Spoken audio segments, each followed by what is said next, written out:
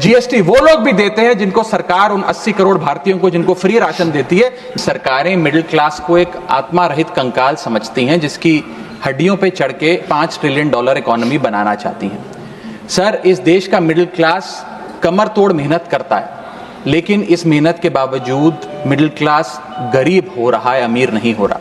Sir, middle class इस देश का सबसे देशभक्त क्लास है जो सबसे ज्यादा टैक्स देता है। ऐसा लगता है कि सरकारें समझती हैं कि देश के मिडिल क्लास के ना सपने हैं ना अरमान है, लेकिन वो सोने का अंडा देने वाली वो मुर्गी है जिसकी गर्दन जब चाहे मरोड़ के टैक्स वसूल लिया जाए।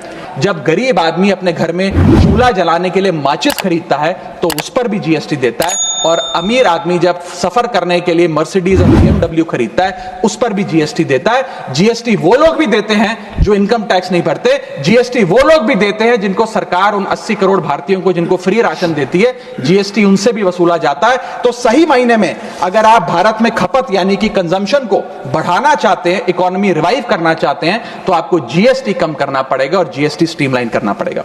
सर, मिडिल क्लास इस देश का सबसे देशभक्त क्लास है जो सबसे ज्यादा टैक्स देता है। और सर, जब नौकरी से लौटता हुआ साधारण पैंट शर्ट पहने मिडिल क्लास का आदमी मेट्रो की लाइन में खड़ा होता है तो उसे यह चिंता नहीं होती कि घर जाकर कौन सी पिक्चर देखूंगा या कौन सा पकवान खाऊंगा।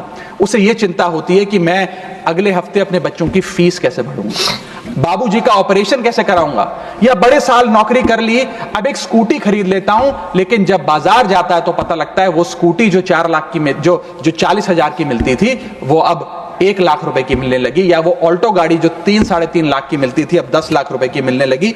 ये सच्चाई है सर, और इसलिए है क्योंकि सर सैलरी बढ़ती नहीं, बचत होती नहीं, सिर्फ और सिर्फ महंगाई बढ़ती है। सरकारें मिडिल क्लास को एक आत्मा रहित कंकाल समझती हैं जिसकी हड्डियों पे चढ़ के $5 ट्रिलियन इकोनॉमी बनाना चाहती हैं। आपने साल में 15 लाख रुपए कमाए, इनकम टैक्स डिडक्शन आपको 12 लाख रुपए की मिली, तो 15 घटा 12 3 लाख पर आपको इनकम टैक्स देना पड़ेगा। ये टैक्स डिडक्शन भी नहीं है, ये टैक्स रिबेट है।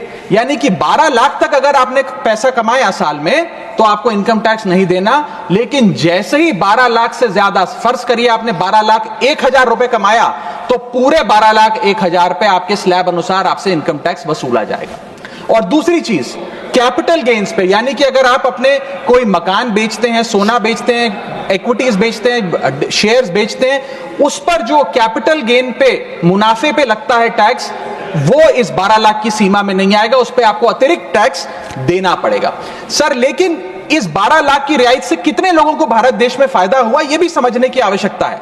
हम 140 करोड़ की आबादी वाले देश में रहते हैं जिसमें मात्र 8 करोड़ लोग इनकम टैक्स की रिटर्न भरते हैं, और इन 8 करोड़ लोगों में से मात्र 3 करोड़ लोग इनकम टैक्स भी भरते हैं। यानी कि 8 करोड़ लोग इनकम टैक्स की रिटर्न भरते हैं, 5 करोड़ लोग जीरो इनकम दिखा के अपनी इनकम टैक्स की रिटर्न भरते हैं, जीरो टैक्सेबल इनकम, और उनसे कोई इनकम टैक्स नहीं वसूलती। लेकिन जो बाकी 3 करोड़ बचे, मात्र वो ही इनकम टैक्स भरते हैं। तो किन लोगों का फायदा हो रहा है, यह भी समझने की आवश्यकता। अगर आप वास्तव में इस देश की खपत यानी कि कंजम्पशन बढ़ाना चाहते हैं तो आपको इनकम टैक्स के साथ साथ जीएसटी नाम का टैक्स कम करना पड़ेगा, क्योंकि जीएसटी वो टैक्स है जो इस देश का अमीर से अमीर आदमी और गरीब से गरीब आदमी भी देता है। सर, देश का मिडिल क्लास एक बहुत बड़े डेट ट्रैप में भी फंसने जा रहा है। मैं ये भी भविष्यवाणी आज करना चाहूंगा, क्योंकि भारत का household debt to GDP ratio आज 40% पे खड़ा हो गया। सरल भाषा में बताऊं तो भारत के मिडिल क्लास परिवार आज रोजमर्रा के जीवन के लिए